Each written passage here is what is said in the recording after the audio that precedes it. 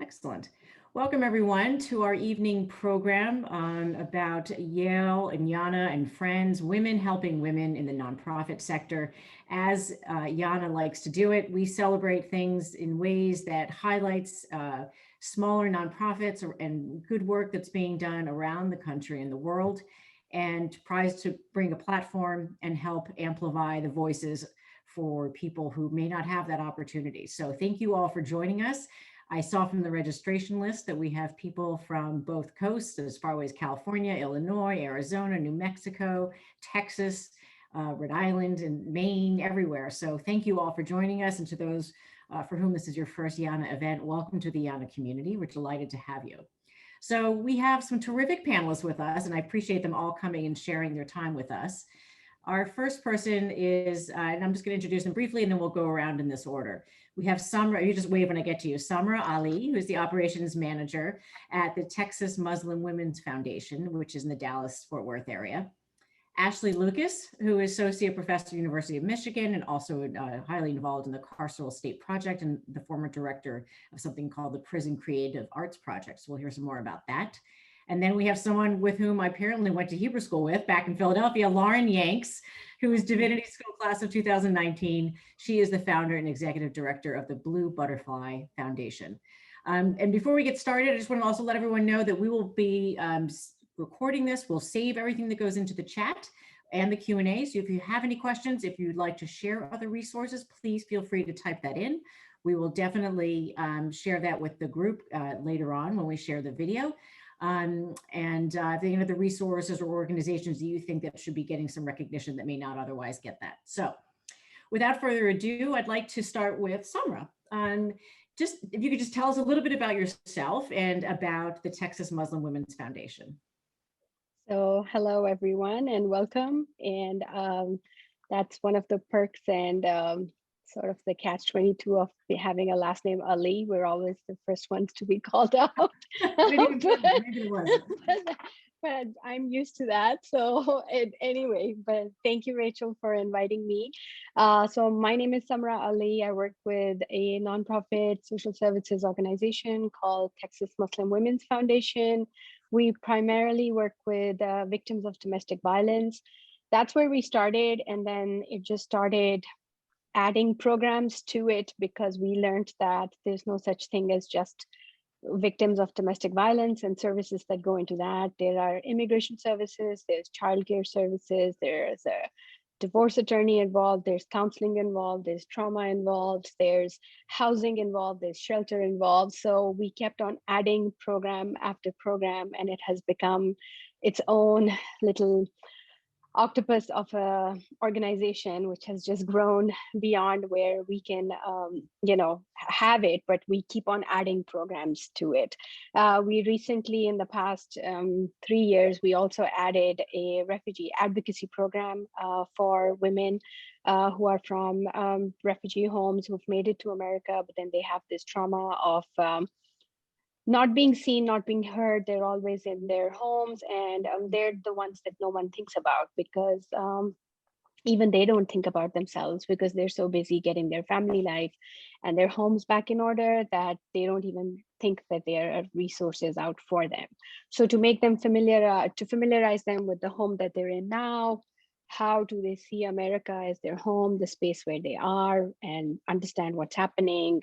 I don't know, simple things like read a bill, go to the grocery store, understand what the aisles mean, and what's this endless space called Walmart where everything from tires to apples is sold. So just navigating the day-to-day. It's very day-to-day, but it is so challenging and so rewarding that it's unbelievable. And then we have a youth leadership program. We also have a beautiful program called Islamic Art Revival Series, where we bring in artists from all over the world on contemporary Islamic art. And the artists don't have to be Muslims. They're just presenting Islamic art in the viewpoint they have, and we hold exhibitions for them. That causes us, that's kind of everyone's exhale point in the agency, because that's the one where we're like, oh, we can have fun. And so we get to partner with local art councils, agencies, host programs, exhibitions, museums. So that's a lot of there's a lot of fun attached with that program. So my role is operations. So everything and anything that needs to get done, how does it get done, and just get it done. So I'm not the client facing person, but I'm the person who's backstage and just running the tech writer and making sure everything's going on as it needs to. So that's pretty much my role. So how many staff do you have who work? We have a staff of about 50 people. We have a huge volunteer base. We are grant funded from government to local to corporate to endowment grants. So we rely on anything and everything that we can to get our work where it needs to. And then we also sit on a lot of local and federal and state advisory boards, so that, in partnership with the local police department, so that they know if they get a client. And we serve women and children of all race, religion, and cultures, but obviously clients that are from Orthodox religions, they tend to gravitate towards us because they'll understand that, we are okay with following dietary needs, where, we have a staff that speaks over 40 languages. So we have a huge plethora of translators in-house that we can take care of. We have 2 full 24-hour crisis shelters, and we have a hotline, and then we manage a lot of transitional homes. So that's my most rewarding part, is when I get to kind of play house. I purchase the furniture and I get the space ready for the new client that walks in. So it's I mean, it's very, very rewarding. I wouldn't do anything else for the world, but it's a lot of work. Yeah. All right. So we're going to get back to you about how you came to get there, and how many women, or let's say individuals, because it's families too, has the organization helped, or how many does it help in a given year? Oh, I don't have the exact numbers, but it's a lot. We have hotline calls. We have 2 shelters that are full. So the shelters each house an average of 3 families each. So we have a duplex and another shelter. We have a transitional house, and then we have over 28 transitional housing apartments. So it's a lot of families that we're taking care of at the same time. And then we have a lot of outreach clients that come to us just for simple services, like connecting them to a dentist. And then we have a whole volunteer arm of OBGYNs, doctors, surgeons who are able to help clients, because they're clients with that don't have their paper. The first thing that any perpetrator takes from them, the control comes from taking their paperwork from them. So they could have been born and raised here, but they have nothing to show for it. And when you flee for your life, that's the last thing you're thinking about is, where's my insurance card? But that's where that comes in. So it's like it's a lot of moving pieces at the same time. It's a lot. Yeah, it's a lot. Okay, great. Thank you, Summer. We're going to come back to you, and I see we've got some interesting questions already. Ashley, thank you for joining us. I don't even know if it's related. It's different. It's something else in the sphere of things that happen to people. Tell us a little bit about your what you do, and what the Prison Creative Arts Project was, and what the Carceral State Project, and what your areas of research and work and practice are. Thank you so much, Rachel. I'm honored to be here, and it's such a special thing to get to be with other women who are doing direct engagement and outreach work in the world. I'm a theater professor at the University of Michigan, and I work with a program called the Prison Creative Arts Project that takes arts programming into all 28 adult correctional facilities in the state of Michigan, as well as a handful of youth facilities and a robust set of communities that have people who've come home from prison living in them. So I teach theater courses at the university, but also sort of multimedia arts classes, and I co-teach them with formerly incarcerated co-instructor, a wonderful poet named Cosine Welch. I've taught the class now with 3 different sets of formerly incarcerated instructors. And I stumbled into that because my friend Shaka Sangor, who's now a fairly famous speaker and author, his book, Righting My Wrongs, his memoir, was on the New York Times bestseller list for a time. And he was interviewed on Oprah's Super Soul Sunday, talking about his work in restorative justice efforts through the arts. And when I started studying the Prison Creative Arts Project before they actually employed me at the University of Michigan. I was teaching at UNC Chapel Hill and doing research on this program, and they ended up recruiting me to come to Michigan to be its director. So I met Shaka while he was still in prison in a PCAP workshop that I was studying, and then he got out of prison shortly before I got hired at the U of M in 2013, and we were just kind of hanging out and talking, and he said, what would happen if I taught a course with you at the university? Would they allow that? And they did. So what we do is to bring currently and formerly incarcerated people into meaningful community with artists, students, and community activists who want to do things in building the world a different way and making more social justice for all of us by bringing together perspectives that cross prison walls. So we do visual art, we do creative writing, we do theater and music. We put on concerts and performances. We have a huge annual exhibition of art by Michigan prisoners, and I'm putting a link in the chat. It happens to be running right now, and all of the artists featured in the show, there are over 650 of them, have been creating art inside the walls. Some of these folks have come home now because we actually collected the art pre-pandemic, and then we sat on it for a year because we tend to do this exhibition in person. But because it's not safe to go into prisons right now because disease transmission is so high inside, and people inside are dying at a rate of about 400 times the rate out here. It's really not safe for us to be potential bearers of contagion and go inside. So we put the work online after we held it for a while, hoping the pandemic would go away sooner than it did. We decided to make the work available in the virtual community. So we're actually really proud to be able to share it now. If you buy a piece of art, the money goes directly back to the person who made it. We don't take any profit from that at all. And there are over 800 works of art in the show. It's an incredible exhibition, and we do a whole lot of other programming as well that I could talk more about later. But with people who've come home from prison, we use the arts to help integrate them into communities, help them realize what job skills they have that will help them to survive in the free world, and we give them a community of support through the university. Gosh, we could have you in so many other programs we've done on various uses of the arts. I was just on a program with David Blight and I'm just blanking on her name, who does the Yale Prison Education Initiative. There's and David Blasher, who does the improv theater work in New York. And there's a lot of really interesting people. Well, I want to get a little bit into more like why theater and why is it maybe working and how some of the success stories. We'll get back to this, but that's amazing. There's just such amazing work. So thank you for doing that kind of work. And I'd love to hear, we're going to hear some more stories maybe about some of the really beautiful success things. And one of the questions I know people are going to have is, how did this work during the pandemic? If you were you able, I know we work with the students who started a group that's trying to lower the barrier to telephone calls and maybe some video stuff, but I understand it's very difficult. We can't get in there. How do you communicate with your theater students? Or your We're doing correspondence workshops, actually. So teams of formerly incarcerated people and students at the University of Michigan and activists from all over the country are involved together now in groups that are assigned to a particular prison where we work. And then they're exchanging activity packets with different prompts to help create scenes or to make art or to do creative writing.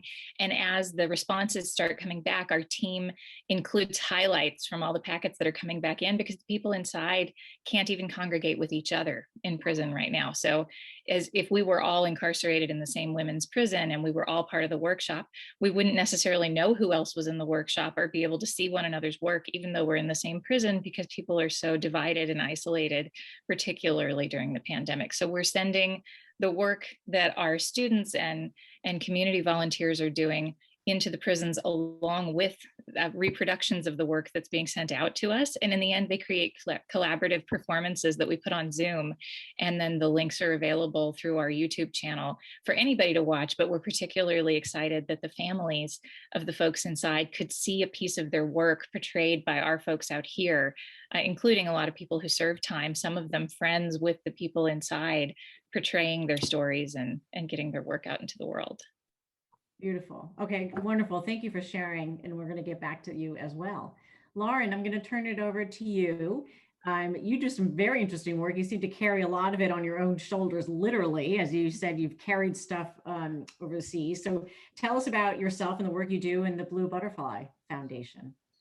Yes, sure. So I work with women and children who've been trafficked and enslaved or are very vulnerable to being trafficked and enslaved in Nepal, little country in South Asia.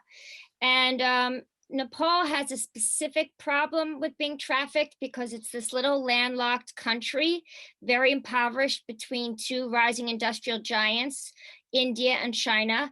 And both India and China have like the highest slave labor in the world. So they come and prey on these very poor families. And there's many young girls get trafficked into brothels, into say places like Mumbai and Calcutta. The average age of a girl who's trafficked around the world is 12 years old, but they're usually younger. Um, you know, the reality is, I'm here to remind people that slavery exists. It didn't leave with the 13th Amendment. There's 40.3 million, and that's just what we know. The reality is it's probably a lot more, 40.3 million slaves around the world. About 75% of them are usually female, women and girls. 25% of them are children. And and there's many of them are forced marriages. So it's a huge problem. It's a huge problem. And what we do, after having gone there and done this work for about 15 years, I just felt like the best thing to do is to spread awareness and to create work on education. Because once, say, a young girl has been trafficked, she's often so traumatized, afterwards, even if we're able to rescue her and get her to safety, oftentimes her parents don't want her back. They think that she's, sinned. And it's very difficult. So I've tried to put more of our resources into preventative measures, which is really creating awareness about this issue, which most people have no idea is happening in their own backyards.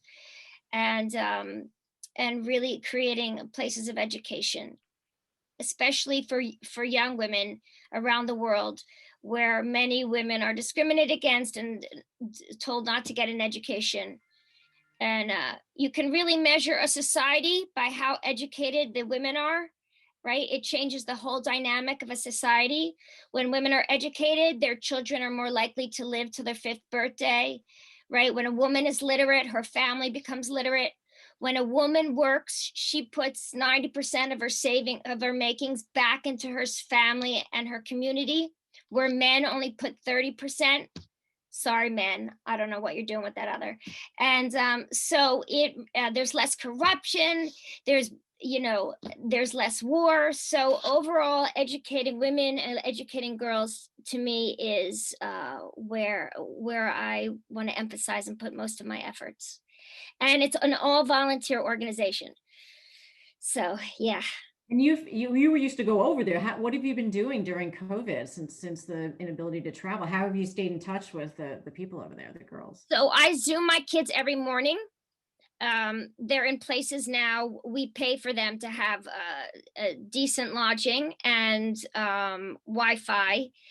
And so I have like these little family meetings and talk to a bunch of kids every morning, and they check in with me.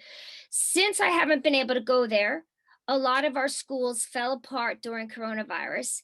I can't really find out what's happening on the ground. It's a big mess. But I have started a special project where I'm trying to get 5 of my best kids that I've known since they were little and been sponsoring them to be able to go to college. So I'm here speaking on their behalf to try to get them a college education. These are amazing kids who've been trafficked or been coming from very poor backgrounds, and they shine. They're just such beautiful souls, and they've done so well. And now they want to go. Their biggest dream is to go to college. I hope hopefully we'll share this news and get this out to our network, and maybe you'll get some other people involved and donors. That would be great. We're going to come back to some of the details, some of the work. Samra, before I ask you a little bit like details of how you came to your work, someone asked a question about how it sounds like Texas Muslim Women's Foundation obviously does lots of different kinds of services, and you've had to add all these pieces on. And the question is about how is the importance of having that kind of holistic one-stop centralized place versus having partnerships with various existing social services agencies. Seems like the organization has brought a lot in-house. Yes, and it's both actually. We do have partnerships with local agencies. So if we need transitional housing, we'll have Habitat for Humanity. We work with Mosaic Foundation Services, and then we have partnership with the local shelters as well. So if we have a client where our shelter is full, we'll immediately know which other shelter has a space, so we can send the client there. So we are constantly working within the agencies that are working on the ground to get these services to our clients. But what we noticed over as we started getting more and more clients was there is an on the ground need for trauma informed and culturally sensitive services, because unless you approach a client with the same cultural sensitivity that they're used to, instead of, for example, a client comes to you and says, my husband was abusive to me, and someone who may not be from her culture may say, oh, doesn't your religion just allow it, and isn't that just something that just is there anyway? So there's a blame, or there is that stigma that already comes with what Lauren's also talking about, is how the families won't take the girls back. They'll think, they're damaged, there's something wrong with them. So they have a lot of pressure from their families, from their in-laws, from the societies that they're going from. So to work on that, we started with trauma informing and making those services available. And it was a slow process. This is 15 years that we've slowly added, understanding that if a client comes to us and her husband maybe brought her here on a fiance visa and he was already married to someone and he literally just put her in the garage. She only came in the house to clean. She was in the garage in Texas, in the garage. The heat and the cold when it comes, there's just, I don't know. We still don't understand. We can't comprehend or wrap our heads around the situations that people go through literally down the street from you. These are suburbs. These are not, Section 8 housings where we're talking about. We are talking about simple, basic,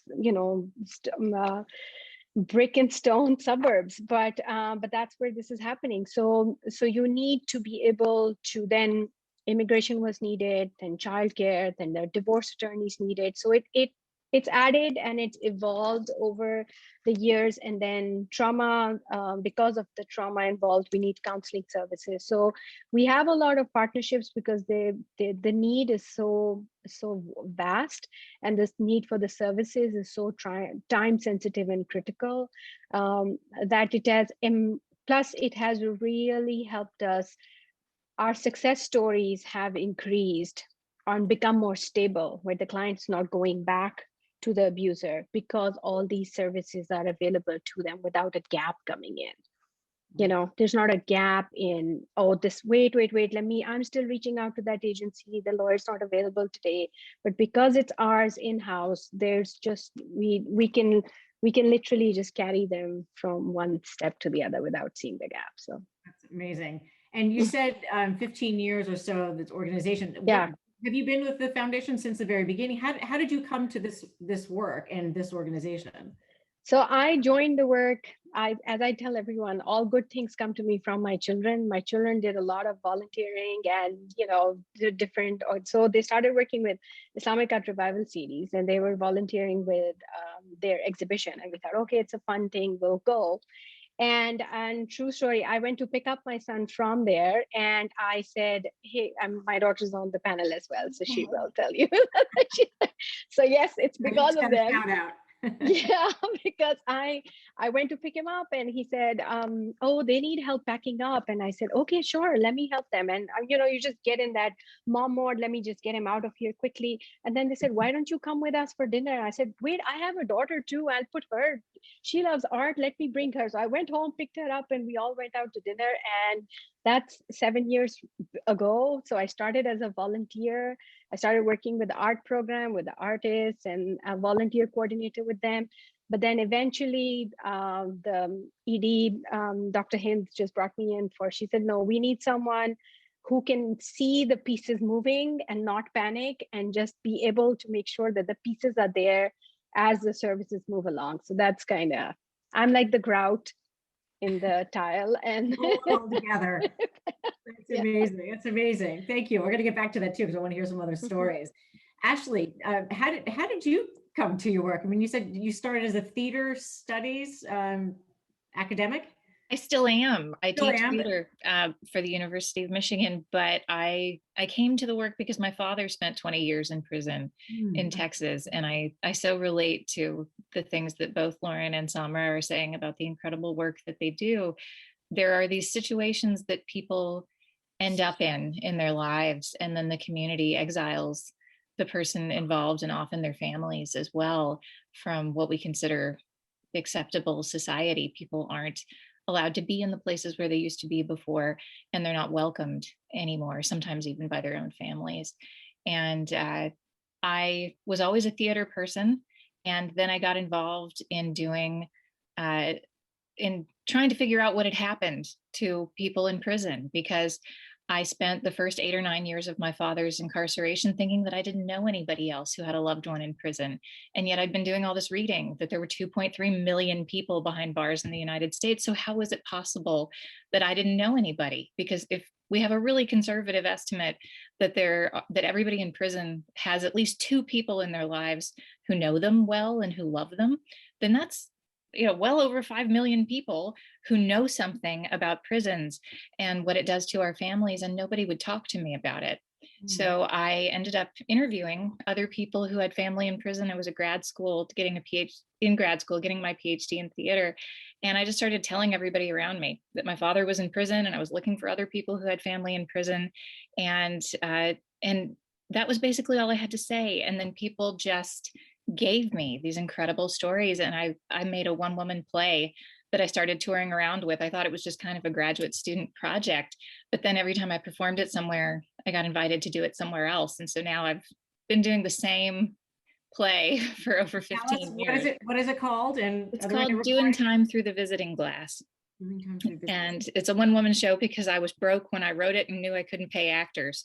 So I developed it to fit in a suitcase.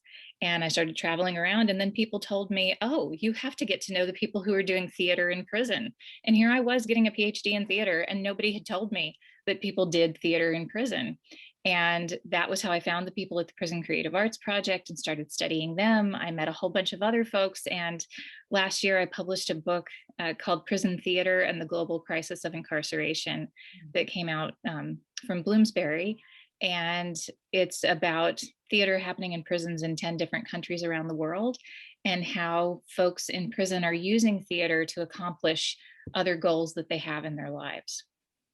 Well, that's great.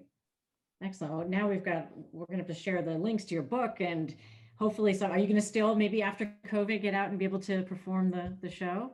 Oh, yes, definitely. I mean, the funny thing about the show is that it's really not my job, and it's not something that I spend a lot of time thinking about, but inevitably people seem to find me and invite me to do it. So I go wherever the show gets invited, because I just grab my suitcase and run. How long does the performance take? The show is about 1 hour and 15 minutes long, and then I hold a discussion with the audience for as long as they want to talk. And sometimes the discussion is longer than the show, because inevitably no matter how privileged the audience where I perform, there are people who have a loved one in prison or who spent time in prison, whose lives were shaped by prison somehow. And they usually haven't had a safe place to talk, or if they did, it was all about, what landed you in prison? Let's talk about crime and trials and courthouses.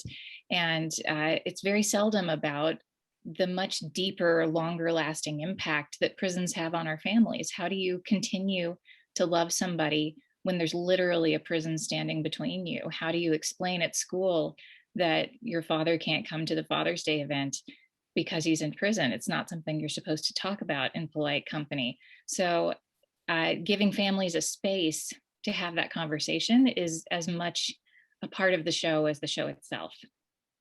Well, thank you for telling that story and making that part of your life something that could be shared in a positive way with so many other people.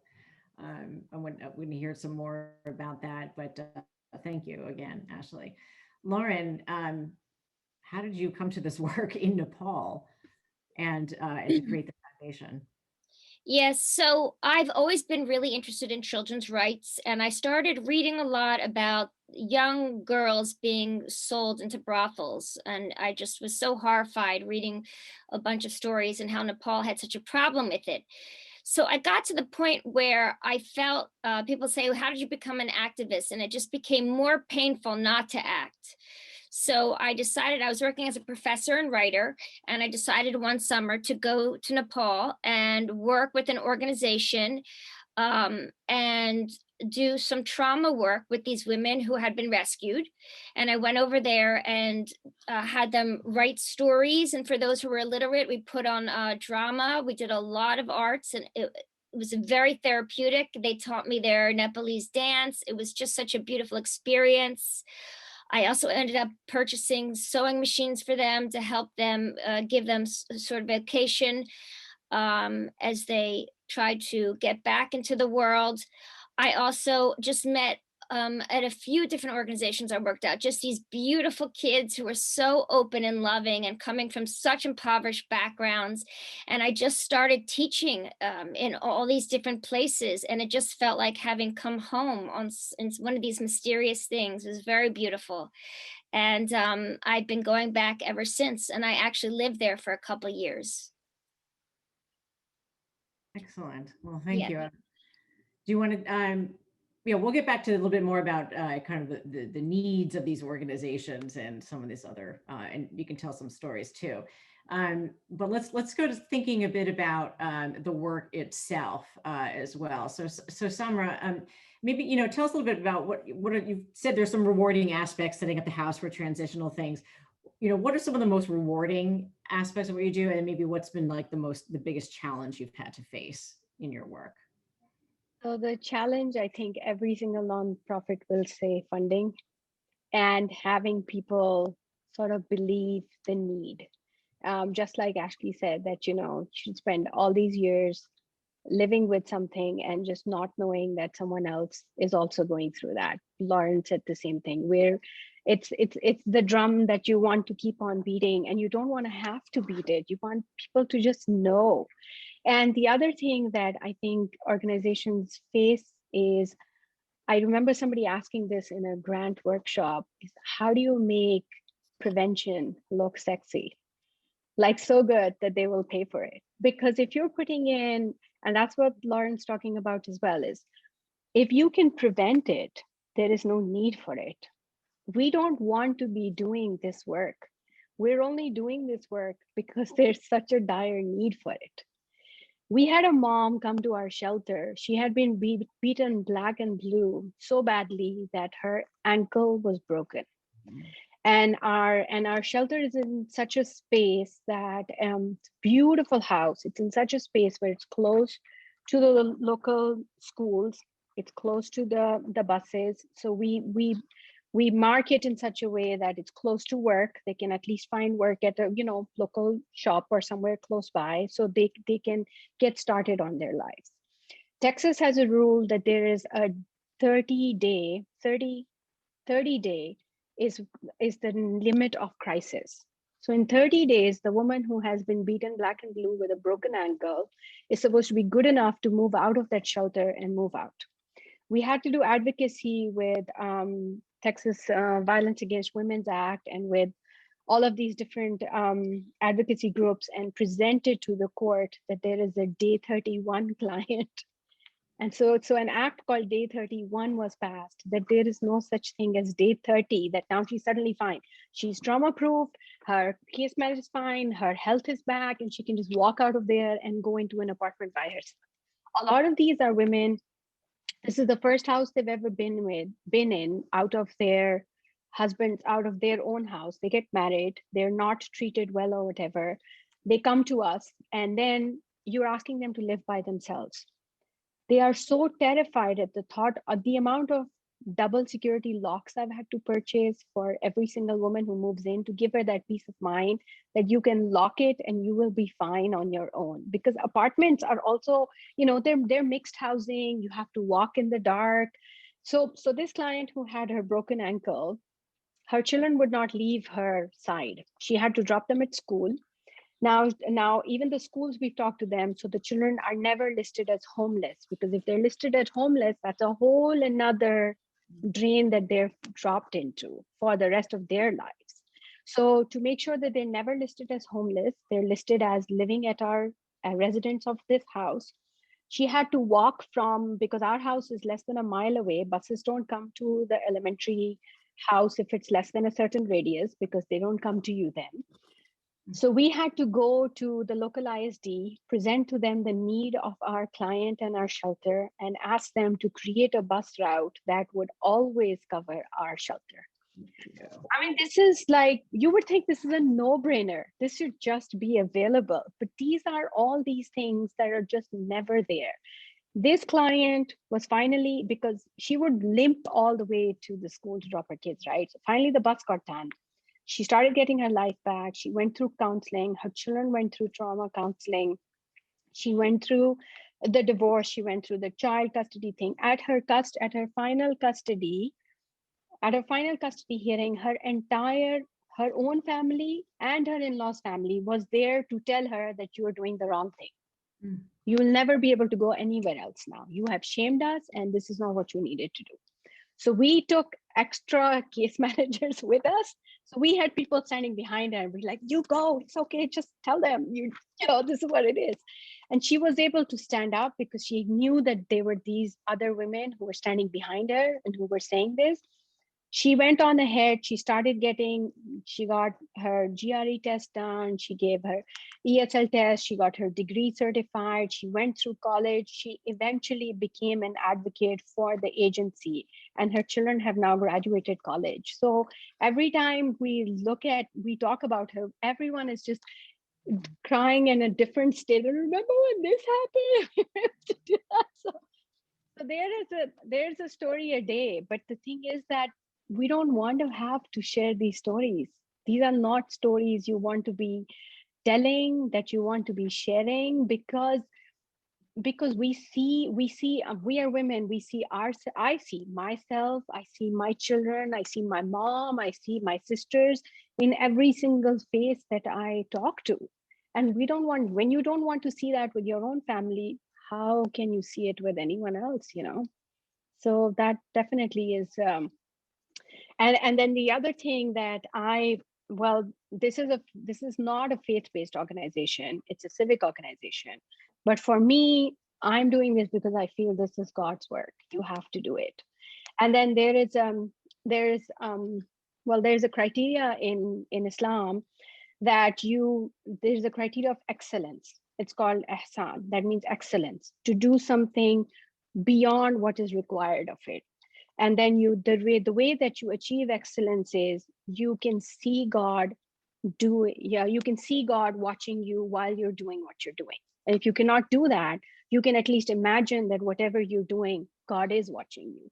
So you'll do something to the best possible way that you can, because you're in that state of mind. That is my compass for anything I do. Even like with the furniture I purchase, we were having a conversation about why are we buying, I don't know which, I was buying Noritake furniture dinner set for my clients at the new shelter we were building. And they were saying, why are we buying such expensive bone china? I said, because bone china doesn't break, it lasts and it costs the same. I found a nonprofit, I made a nonprofit connection with an organization. They were ready to give us a slash price. I said, it's all in the budget, but let's give them the best we can. And the clients literally said, we never thought we'd ever be able to eat in such pretty plates ever again. That for me is what makes my day. So that's a beautiful approach. Thank you for sharing that. I know you've actually been a wonderful exposure to me for learning more about Islam and the power of this beautiful women's structure and the work that you all do. So thank you for sharing that. And I want to come back, we've got lots of other questions. You know, Ashley, what's obviously you've just mentioned sort of in the story some of the challenges that drove you to do the work that you do. How about in the actual work of doing the theater? What are some? I mean, I can imagine the very logistical challenges of it, but any kind of personal challenges, and then what's some of the most rewarding? You know, you could tell a story or some of the most rewarding aspects of doing theater with in people who are experiencing or have experienced incarceration? It's a huge question because there are so many things I know it's hard to pick some that we could talk about, but one of the incredible things that I've gotten to do with my students in prison theater in the years that I've been at Michigan is to develop an exchange program with another prison theater company in Brazil. So we actually have a partnership with two different universities, one in Rio de Janeiro, pardon me, and one in Florianopolis, which is in southern Brazil in Santa Catarina. And we have, they have year-long theater programs running in their prisons, and we do too. So the Prison Creative Arts Project, or PCAP for short, our oldest program, which was founded in 1990, was actually a theater troupe in a women's prison, the only women's prison in Michigan, and they're called the Sisters Within. And so I have students who work with the sisters who then will travel with me in the summers to Brazil, and we go into the prisons and also work with men and women in theater companies there. And we do work in theater with men as well in Michigan, but the women are dear to our hearts because it's where we started. So I had these incredible students who came with me to Brazil one year, and the folks there in the women's prison were working on a production of Romeo and Juliet. And the women in the Brazilian prison mostly could not read. And so it wasn't like they took a Portuguese translation of Shakespeare and just handed it out to people. The students from the university in Rio were teaching the play scene by scene to the women in the prison. And they would just say, okay, your name is this and your name is this, and you guys are from families that are at war, and this is how the scene plays out. And so they would give the characters and the plot, but not the dialogue. And the women would improvise that. And they taught the play in sequential order. And when they got to the part where the lovers kill themselves, the women revolted. They said, we will not, we have seen a lot of people die. We know what gang warfare is all about. We know about young people dying. We've seen plenty of suicide in prison. We're not having it. We need the young lovers to live. And so they rewrote the play.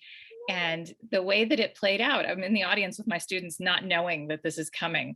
And most of my students didn't really speak Portuguese either, but they could follow the play because they knew the story of Romeo and Juliet. So Juliet takes the sleeping potion. She appears to be dead. Romeo comes in and finds her, and all of these roles are being played by the incarcerated women. Romeo comes in, finds Juliet, thinks she's dead, but instead of stabbing himself the way that Shakespeare would have done it, he gets rip-roaring drunk and passes out in the tomb. And then Juliet wakes up and she thinks that Romeo is dead because he's lying on the floor of the tomb. And then she gets down to cry over him and smells the alcohol on his breath. And she gets really mad and she jumps up and she starts kicking him until he wakes up yelling. And then they're both like yelling at each other in the tomb. And then they come to the realization that they're both alive. And then they have this like funk dance party with Brazilian hip hop music in the tomb. And that's how Romeo and Juliet ends in prison in Brazil.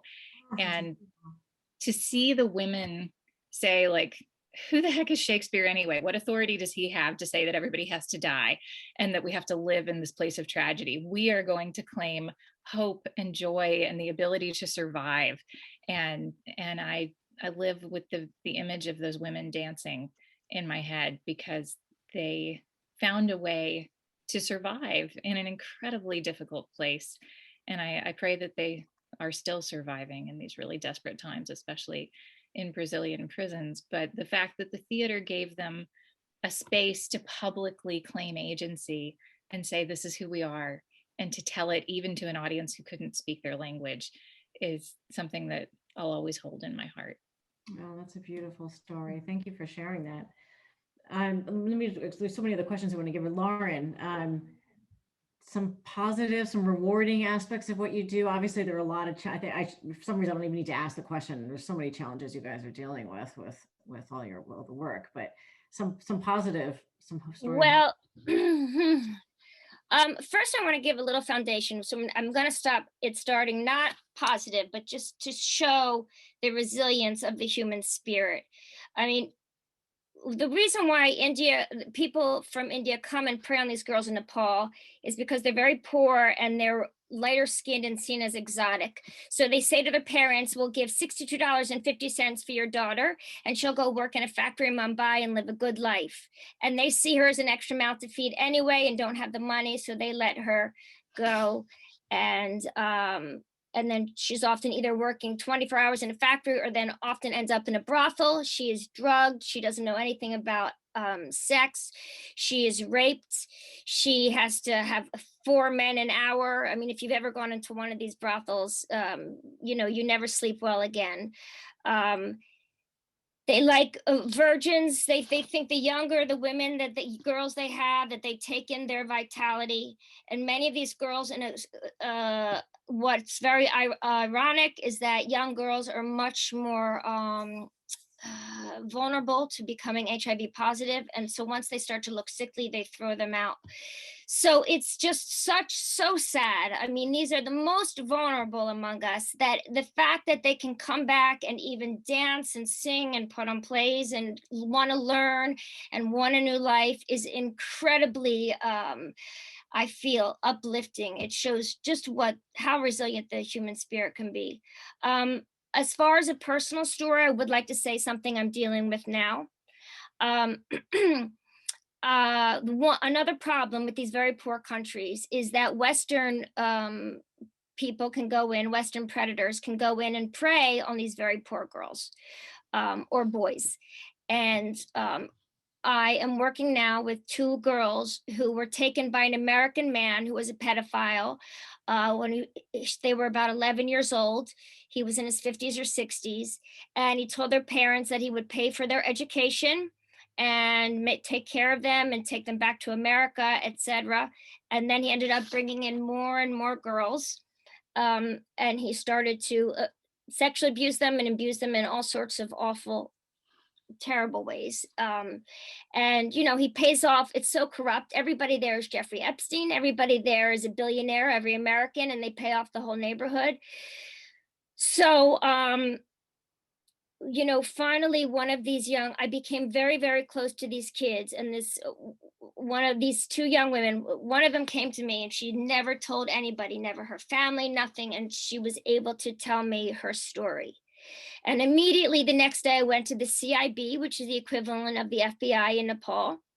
And this is the reality. And I'd love people to remember this if they remember anything. They have a 3-month statute of limitations.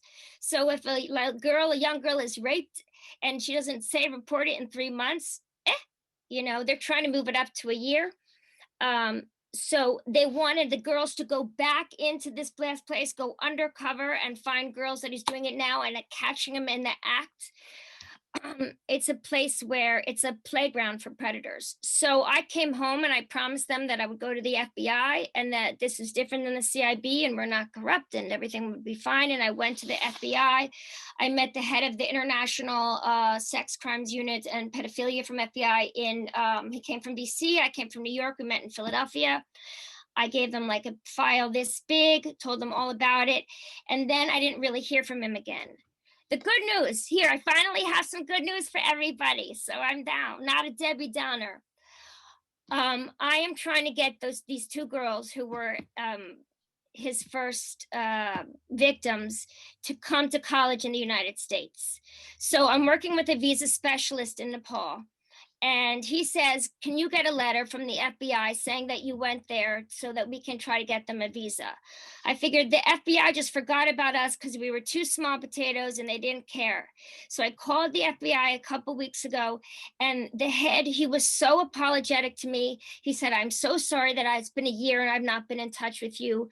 He said that the government was just a mess and that because of COVID, he had to bring all his agents home from Asia.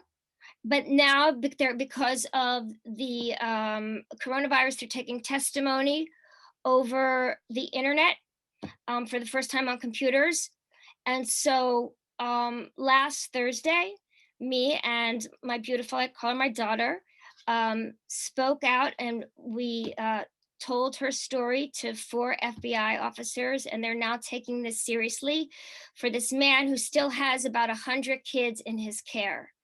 I hope this has made sense because there's so many different elements to it, but basically what happens is that predators can go in and really get away with so much that they could get away in America a little bit, but I mean, they can have their day. Well, that's a positive development. I know you've been frustrated and working on this kind of project to get some authority someplace to listen, especially because this was a U.S. citizen over there that you knew was Yeah. a predator. But so finally, these FBI agents are aggressive and they care and they're looking into it. We gave them a whole bunch of information. My daughter Sangeeta, she did so beautiful and she was so brave, and she's had to answer questions that nobody should ever have to answer. And so we do feel like she felt like she's being heard. And so I try to speak for the voiceless out there. So that's what I'm just trying to tell you. There are so many awful stories like that. And I just try to be their voice because, you know, they can't speak out.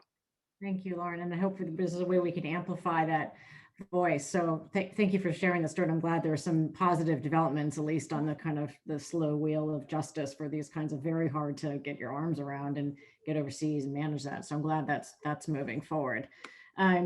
I hate to like break this up, but there's so many things I wanted to get because Samra, I wanted to get back to your idea about prevention. I mean, I usually, curious to know, like if you got $1 million grant tomorrow, what would you do? How would you deploy that? And this is for each of you to think about. And then the same question, which is on the other side, what would it take to put yourself out of business? What would it take to close your organization down? And these are big questions. And I know people are like, well, that's hard. It's a bigger issue. Like if we can't start talking about this and really getting it out there with tons of people who are smart and they're thinking about it, we're just going to keep putting band-aids on the problem. So Yeah. how do we solve, or how can some of these issues that you're dealing with be solved?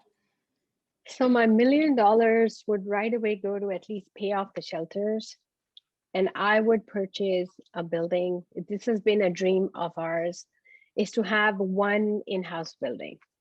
So imagine something that looks like a motel where, every client can have their own space and, with a kitchenette, and they're able to be in their own independence. But if you have the offices right there with the storage and a running kitchen and a daycare, because the daycare will just stop each mom in her tracks. You have a running daycare right there. If we can't bring people to the shelter because of its high security, it needs its privacy. We can't just have someone casually saying, "Oh, I work at the shelter and I go there to watch the kids," or them to recognize the kids in other places. But if we have a space where we can host everything together, that is what we would love to have our transitional housing right there, because then there are clients that can still fall through the gaps, because if they're still on their own, this way we can take care of them and sort of move them along.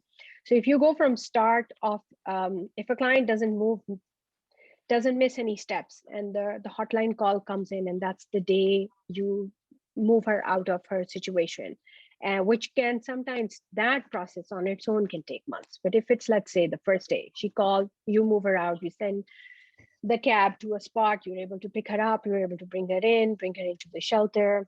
After day 30, move her to transition housing. That on its own can be a 2 to 3 year process.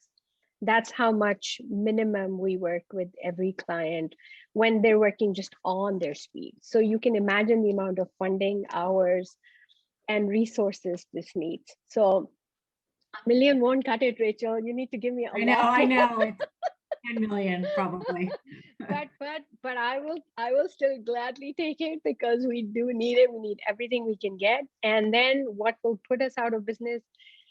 People just need to start treating other people like humans. It's really, imagine yourself there. Imagine I don't know, why do we lack so much empathy and sympathy around the world? I mean, this is just horrendous. It's horrific what humans can do to each other. I mean, the stories with Ashley, with Lauren, literally, Lauren, I have had those kids at the shelter, these young girls who do not want to leave the shelter because they're so scared out of their lives. And they're scared for the right reasons, because their predators are that smart and they're so good at it that even they don't know that this is happening to them till it's too late. So yeah, I think for us, what would put us out of business is a lot of prevention, a lot of talking to people about it, that this is what it is, you know. And until people, there are clients, there's a whole set of clients that doesn't even know that this is what's happening to them. And they're like your future clients. There's a whole set of clients that is your client now that maybe could have been prevented if they knew going in that a relationship can lead to this, and how do we stop that? So what we started doing with our youth program is we've started doing a mental health and a sexual abuse webinar series so that we can talk to children ages 14 to 19 within the community. That was again something that our community or the larger community was just not talking about. So I mean, this is not a class you'll have at the local YMCA or the, you know, the local Plano guide is not going to give out. We're going to be doing. So we brought in counselors, we brought in grief counselors, trauma counselors, art therapists, because then they close the session with an art therapy so that they can sort of bind in whatever was released during that safe space and whatever, you know, the kids were able to talk about. But it's real life scenarios like, you walked into your family's house and somebody touched you inappropriately. You went and told your parents, and your parents said, "I don't believe you. What do you do next?" And these are things that our kids face every day. You know, you're at school and this boy keeps on pestering you that I want to be friends with you, and then you don't want to be friends with them, and then out of annoyance, you're like, okay, whatever. And then he just releases a video of you to the entire school. What are you going to do about it? This is what's happening here also, right? Where children just get, and then this is the cycle of violence that they just get into for the rest of their lives. So we're trying to go as far back in time as we can to fix it with boys and girls. But yeah, that's what it's going to take, just going as far back in time to fix it. And what's the approach to the extent you can get boys who may be at risk? I assume, I know there's some data that children of users have a higher, or men have a higher chance of use. How do you work on that angle of prevention? So not only the potential victims to kind of see things ahead of time and maybe avoid or get out of the situation, but preventing the abuse in the first place. And that was one of our biggest glass ceilings to break ever, because for the longest time we were trying to convince people. They're like, no, this doesn't happen. No, we don't do this. So what we eventually did was we started talking to the imams, the local leaders of the mosques, and we started talking to them. Hey, you have a huge congregation. Everybody comes for the Friday prayer. They have thousands of people at the Friday prayer. We need you to make your Friday sermon about domestic violence. And don't talk about domestic violence today. Bring it from the Prophet's life and say, how was it handled? And then attach it to something today and tell them how to take care of their wives. So that was such a huge stigma that I think it took us a good 2-3 years of talking to the boards at the local masjids that how are you going to allow the Friday sermon to be about women and then domestic violence, where your entire audience is men. So how are you? So we were able to sell that, and we were able to get that in, and we were able to tell them that once a month, this is what your sermon needs to cover. So initially we had a really high traction, then it slacked a little, then it went to COVID, then it came back. But that has been where our biggest buy-in has been, where we've had the local leaders, the men get up and say that, we need to do something about this, and I stand with this organization.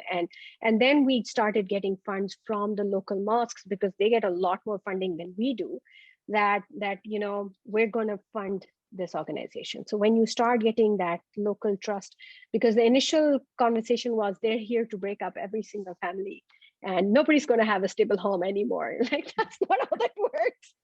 We're here to make sure your families stay intact. And then, so it's a constant uphill battle, but it is a battle worth.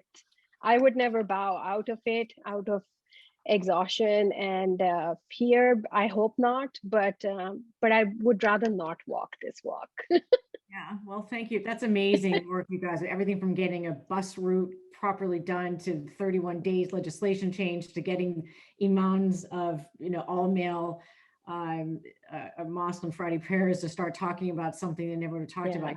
You're all just doing amazing work. So there's a lot to hope. Maybe someday we can all not have this. We could be selling art and talking about beautiful things. Yes. Trauma. Yes. All right, I'm going to come back for one last thing. So Ashley, I forgot where we started. Oh, so you're $1 million, or maybe it takes $10 million. And then what would it do to put your, maybe close all the prisons, but you know, this is a little bit of, that's big thing here. Yeah, there are a couple of different things that we could do with $1 million, and they're all in service of trying to keep the programming really well serving these giant populations of people. Michigan has an incredibly high per capita incarceration rate. We're not a very big state, but we have 28 adult prisons and a whole lot of youth facilities. So despite the fact that we live within a very wealthy university, we get almost no programming budget from them, and we do most of our fundraising through private donations. So one of the things that would really help, as ordinary as it seems, is an endowed professorship, to make sure that some professor is always as crazy as I and my colleagues have been to do the incredible amount of work that we're not paid for, to continue keeping the program alive. Any Michigan alums on the call, go pester, go gather some money and start an endowed professorship there. Yeah, that would be really helpful, not necessarily for me, but just to make sure that somebody is always running the ship, because I do the work out of a place of passion and family connection. And a lot of my colleagues who have done this work at different points in time are coming from the same sort of drive. And nobody's ever been even vaguely adequately compensated for doing what is essentially the job of running a huge nonprofit on top of a regular teaching, research, and service load at a university. So for sheer stability's sake, that's an important goal. But another thing that is equally important and also very hard to fund is having formerly incarcerated people always working for the organization.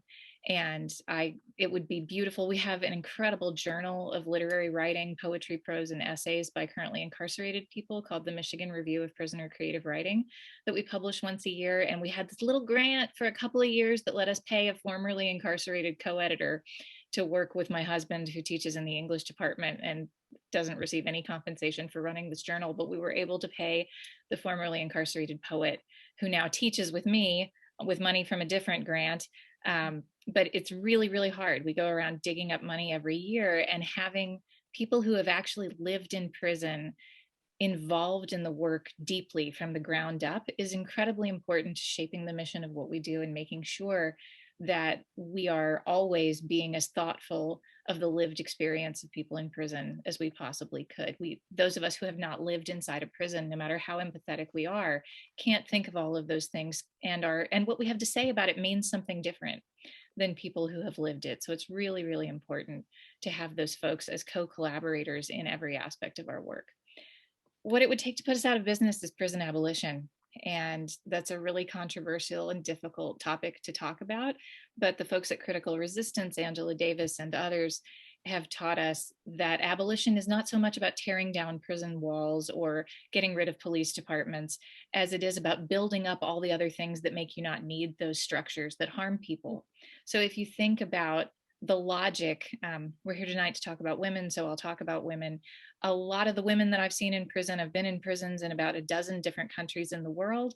And every time I go into a women's prison, the two main reasons that people are there are because a woman killed a man who was abusing her or her children, or she was a drug mule, usually for a group of men, or for a particular man who had control in her life. So in either one of those situations, you take an extraordinarily traumatized person who is not inherently criminal, who is not out to destroy the world or be a serial killer. You take somebody who's already living in utter devastation, and you put them in a place where they're more likely to be harmed psychologically, physically, emotionally, and they live out a term of years or perhaps even their entire life. How does putting an incredibly traumatized person in a situation where they're guaranteed to endure years of trauma day in and day out, how does that make sense? And how does that heal the world? And how does that bring justice? So instead, if we want to make our lives safer, we want people to be less traumatized, acting out in less ways, then we give people good educational systems. We give people good health care. We do something about poverty. We help to make sure that people feel safe in their own homes. We help put Samra out of business. We help put Lauren out of business so that all of those people feel really safe and loved and supported and like they have the freedom to pursue the dreams that would make them the most robust, lively, intellectually curious people that they possibly could be. If we had those structures in place, we would still have crime and we would still have violence and we need to think about it, but prisons would not necessarily be the best response to that. That's a beautiful way of putting it. Thank you.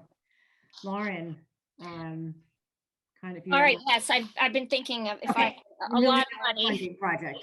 So I want to reiterate again, if a woman is literate, her child has a 50% chance, more chance of living to his or her 5th birthday, okay? When we educate girls, we change the whole dynamic of a society. We can look at these developing nations and the nations that are lagging behind. Look at how they look at their gender, look at females, and they're always behind. So what we need to do is have just an overall worldwide global understanding that girls are, that femininity, not necessarily, but those characteristics that come along with femininity is half of the equation in the world, and that we need to put all our girls into school with the boys, and we need to honor and respect them the same as we would with our boys. And I think that we should have every government around the world should be required, like Rwanda did after the genocide, that 50% of the people who sit in government should be women.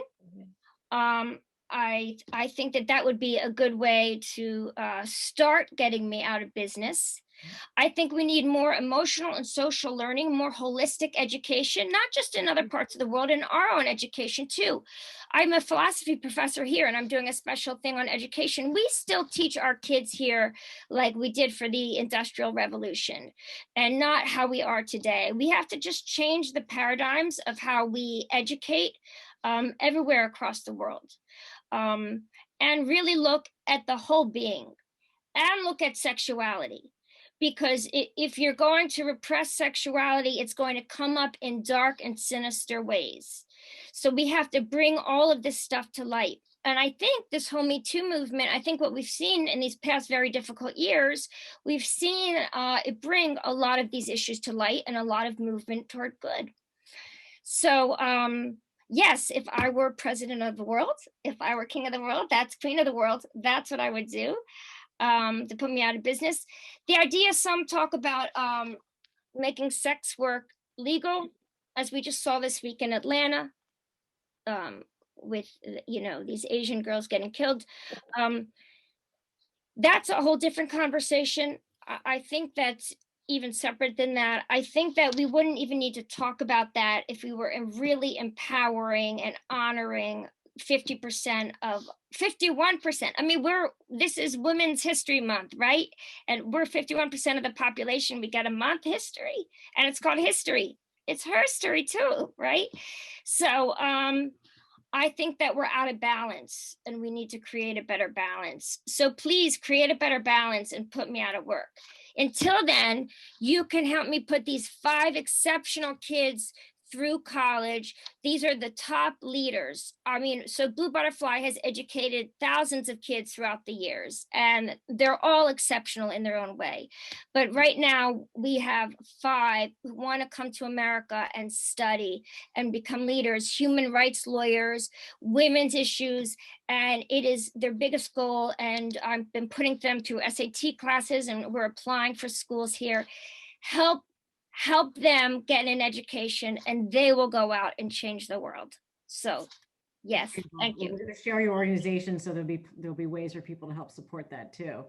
I do want to say, if there are ways to support your needs, we may not have $1 million, but we should include those links when we send it out. So I know for Ashley, for example, I know other prison education, like the Yale Prison Education Initiative, they need to pencils and pads. And so if there are theater or art supplies you need, Samra, if they're and I know sometimes Amazon, other places, you can do a registry Yes. Nonprofits can have a registry of needed things. I Mm-hmm. tend to do that. It's after one of these programs. If I know someone's got a registry on Amazon, that takes me 2 seconds to go up there. I'm like, fine, I'll buy 10 packs of paper. Mm-hmm. Boom, boom, boom. Everybody can do that. So I would highly recommend if anybody has supplies and things they need, get it up on Amazon. That's an easy link to share. But if there's anything else, donations, projects, things like that, let us know. All right, our last roundup. I just want to kind of close with, what would you like the audience to take away? And it's not just live tonight. We're going to be sending this out to our entire 8,000 person network, and hopefully it's going to just expand on our YouTube channel, and all of your networks will hear of this work. What would you like people to know about you and the work you do, and something to take with them? Samra, go ahead. Okay. For the work that we do and for our organization, if I could just have you for a moment just understand or realize the amount of work that goes into taking care of one victim who's been just drawn off the tracks of her, wherever life was taking her. She's just been derailed, and to bring her back on a track that belongs to her, it's a minimum 24-month process that involves housing, counseling, trauma repair, healing, legal support, financial support, and then beyond. But it's good work, and we are doing it. So whatever funds you have, or if you may know of an organization that has a small grant, you may know of a family member who's been setting up an endowment and thinking, what am I going to do with this? You may have a family member. We actually, our second shelter was purchased by a person because his mom passed away, and he wanted to purchase something in his mom's name. So he paid for we didn't have the funds to open another shelter, even though we know we have the need. But he said, I'll pay for the house, and then you guys get the shelter going. And just today, my house manager contacted me that you have no idea the people we have at the shelter today. They are such amazing artists. Can we get art supplies for them? I said, sure, I'm sure we can. I think we have a grant that we can. Let's find out. Give me a day. But that's the thing, is that they are living, breathing human beings. They have needs that are as unique and as common as your own everyday needs. You may not think art and domestic violence, or how do they get to school and domestic violence, or grocery shopping and domestic violence, but everything affects and connects their lives, because these are complete lives that are working.